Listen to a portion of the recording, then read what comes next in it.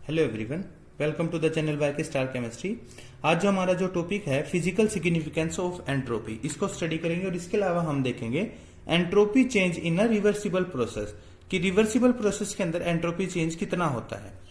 तो शुरू करते हैं टॉपिक हमारा कि एंट्रोपी क्या है। Entropy is a major of disorder of the system, कि सिस्टम के अंदर कितना डिसऑर्डर है उसको हम क्या बोलते हैं, एंट्रोपी बोलते हैं। तो अगर हम एक एग्जांपल के थ्रू बात करते हैं, मेल्टिंग ऑफ आइस, कि जो हमारा आइस है वो मेल्ट हो रही है। आइस कैसा है, ठीक है, सॉलिड है, ठीक है।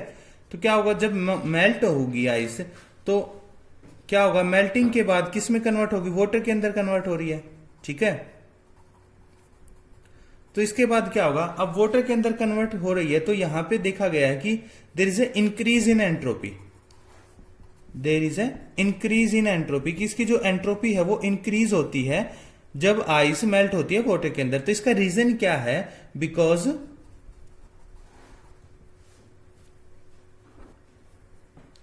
There is a increase in randomness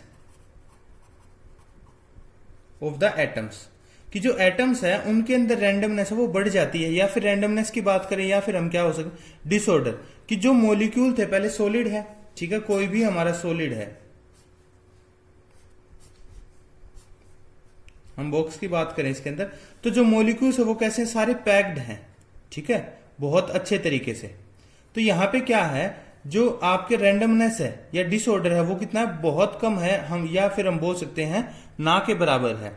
लेकिन क्या हुआ, जैसे ही वो वाटर लिक्विड की फॉर्म में आया तो वहां पे क्या हो रहा है, डिसऑर्डर, जो मॉलिक्यूल्स हैं अब वो फ्री टू मूव है, ठीक है। सॉलिड्स के अंदर क्या से होते हैं, है फिक्स्ड पोजीशन, हमने प्रॉपर्टीज को स्टडी किया है, ठीक है। लेकिन जब वो लिक्विड के अंदर आए हैं तो उस दौरान क्या होता है, लिक्विड्स के अंदर वो फ्री टू मूव है, ठीक है, molecules are free to move, वो आसानी से मूव कर सकते हैं। तो इसकी वजह से क्या हुआ, मूव कर रहे हैं तो रैंडमनेस इंक्रीज हुई है, ठीक है, या डिसऑर्डर इंक्रीज हुआ है, और उसकी वजह से क्या हो रहा है, एंट्रोपी है वो इंक्रीज हुई है सिस्टम की। तो इस तरीके से हम बता सकते हैं कि जो एंट्रोपी है उसकी फिजिकल सिग्निफिकेंस क्या है, कि entropy is regarded as a measure of disorder of the system. इसके अलावा और हम बात करें इसके और एग्जाम्पल की, हम डेली लाइफ से रिलेट करते हैं एग्जाम्पल को। जैसे आप हैं कॉलेज के अंदर, ठीक है, स्टूडेंट इन क्लासरूम, कि जब क्लास लेक्चर चल रहा है तो लेक्चर के दौरान क्या है, बच्चे सारे बैठे हुए आराम से क्लास के अंदर है, ठीक है, वो क्या है, एक फिक्स पोजीशन है उन सभी की, ठीक है। तो फिक्स पोजीशन है तो क्या है, दे हैव मिनिमम एंट्रोपी, तो उस दौरान जो बच्चे हैं उनकी एंट्रोपी कैसी है, मिनिमम है बहुत। और जैसे ही क्लास आपकी बेल रिंग होती है, बेल बजती है, तो उस दौरान क्या होता है, सारे बच्चे घूमना शुरू कर देते हैं, they are free to move, ठीक है, 2-3 मिनट के लिए क्या होता है, they are free to move.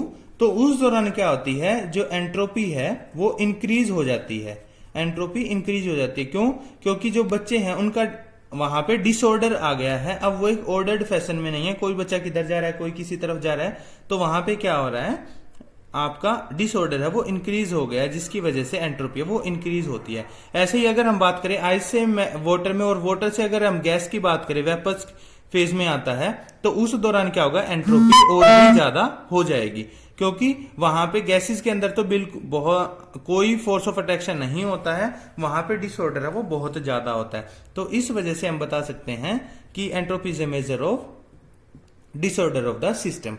अब हम बात करते हैं entropy change in a reversible system, कि entropy change in a reversible process, कि जब आपका कोई प्रोसेस है वो रिवर्सिबल हो रहा है तो उस दौरान एंट्रोपी चेंज है वो कितना होगा।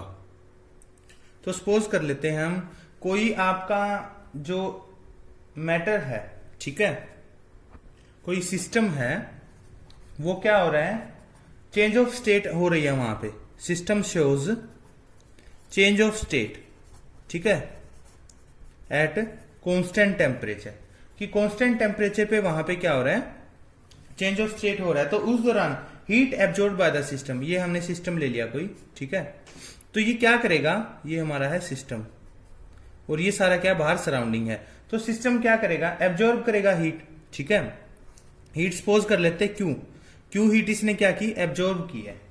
तो इसको हम किससे शो करेंगे, क्यू रिवर्सिबल से शो करेंगे। ठीक है, तो increase in entropy of the system कितना होगा, increase in entropy of the system. कि हमने क्या किया, कोई हमारे पास सिस्टम था और उसकी क्या हो रही है, स्टेट चेंज हो रही है।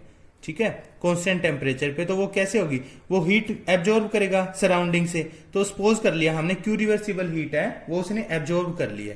ठीक है, तो इंक्रीज किससे दी जाएंगी, delta S of the system. क्या होगा, क्यू रिवर्सिबल अपॉन टी होगा। ठीक है, क्योंकि हीट क्या है, क्यू रिवर्सिबल है, रिवर्सिबल प्रोसेस के दौरान है।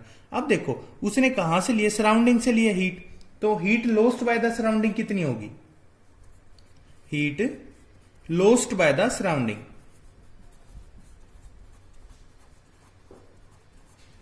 ये भी कितनी होगी, क्यू रिवर्सिबल के बराबर होगी। क्योंकि देखो उसने जो सिस्टम ने हीट ली है वो कहां से ली है, सराउंडिंग से ली है, तो जितनी हीट वो लेगा, ठीक है, उतनी ही तो लॉस्ट हुई ना सराउंडिंग से, उतनी ही तो कम हुई। सपोज कर लेते हैं आपके पास, आपको पैसे की जरूरत है, आप अपने फ्रेंड से 100 रुपए लेते हैं, तो 100 रुपए ले रहे हैं, तो आपके फ्रेंड है उसके पास 100 रुपए थे, 100 रुपए ही तो कम हुए। सपोज कर लिया आपका फ्रेंड है, ठीक है, उसके पास 1000 रुपए हैं और आप हैं, आपको चाहिए 100 रुपए की जरूरत है, तो आप क्या करेंगे, इससे 100 रुपए ले लेंगे, आपके पास 0 थे, तो आपने क्या किया, 100 रुपए ले लिए उससे। तो अब आपके फ्रेंड है उसके पास कितने रुपए हो गए, 900 रुपए बच गए। तो उसने लॉस कितने किए, 100 ही रुपए तो लॉस किए, क्योंकि आपने गेन कितने किए थे, 100 किए थे। तो उसी तरह heat lost by the surrounding कितनी होगी, क्यू रिवर्सिबल होगी। तो अब हम बात करते हैं entropy change of the surrounding कितना होगा, एंट्रोपी चेंज ऑफ सराउंडिंग, इसको हम किससे डिनोट करेंगे, डेल्टा एस सराउंडिंग से। तो ये किसके बराबर होगा हमारा, negative of Q reversible by T के। अब देखो यहां पे नेगेटिव साइन क्यों आया है, क्योंकि सराउंडिंग ने हीट को क्या किया है, लॉस्ट किया है, सराउंडिंग से जो हीट है वो चली गई है, इसलिए यहां पे क्या है, नेगेटिव साइन आया है। और हमें पता है टोटल एंट्रोपी कितनी होती है, टोटल चेंज इन एंट्रोपी कितना होगा,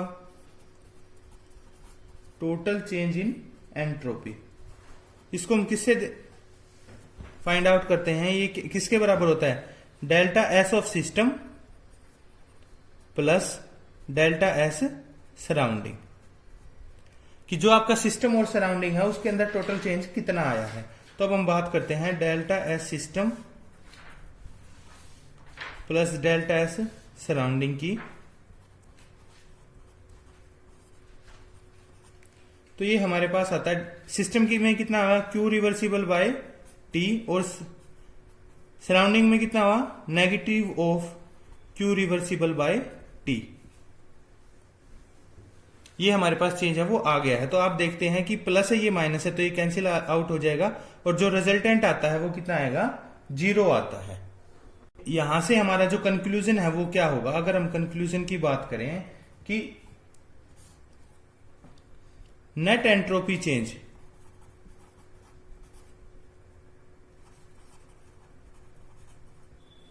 of system and surrounding in a reversible process, इस बात को बहुत ध्यान रखेंगे, इन अ रिवर्सिबल प्रोसेस,